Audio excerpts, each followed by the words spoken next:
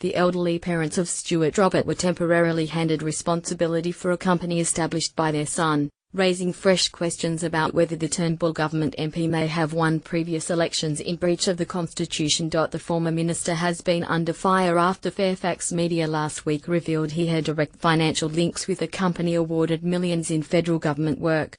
Section 44 of the Constitution forbids MPs from profiting from the Commonwealth. Mr. Robert only resigned his directorships and offloaded his shares in his GMT Group in 2010, 3 years after he was first elected to Parliament.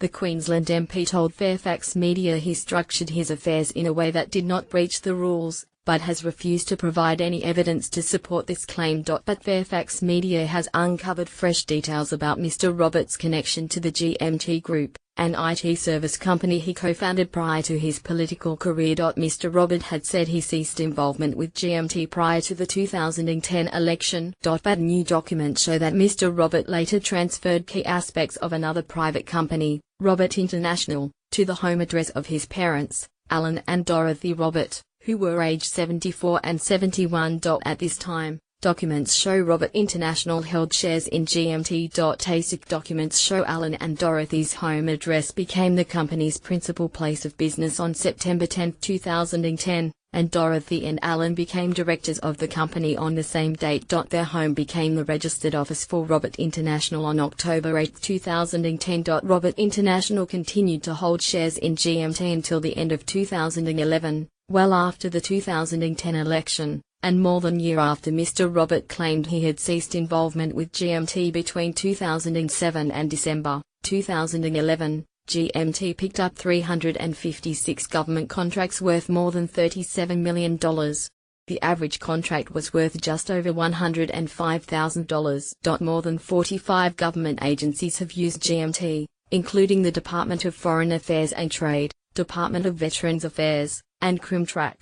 Mr. Robert was a member of Parliament's Foreign Affairs, Trade and Defence Committee while many of those contracts were awarded. Mr. Robert did not respond to a request to explain why he had listed his parents as directors and shareholders. Robert International held shares in GMT until at least December 22, 2011.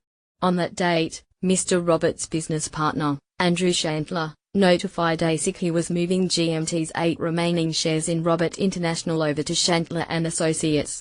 The 8 shares were valued at a combined $10,000.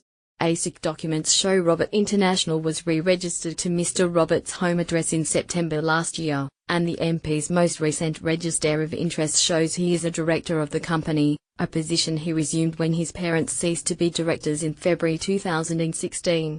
Mr. Robert paid $2 for the share previously owned by each of his parents. Robert International, which Mr. Robert established in 1999, is the trustee company of the Robert Family Trust. His 2010 Register of Interests lists himself, wife Chantel Robert and children as beneficiaries of an extended family trust. The former Minister for Veterans Affairs and Human Services has dismissed the questions about his eligibility, given his interest in the GMT Group coincided with the previous parliamentary term, not the current one.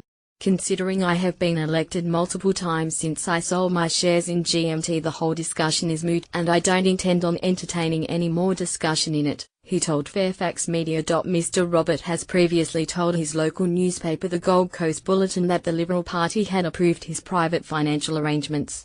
The former president of the Queensland Liberal National Party, Bruce McIver, did not respond to requests for comment. I ceased involvement with the GMT Group prior to the 2010 election, so I have fought and won 3 elections since that date, Mr. Robert said. Former Liberal Senator and Australian Conservative founder Cory Bernardi has called on Mr. Robert to resign, alleging his dealings were dishonourable.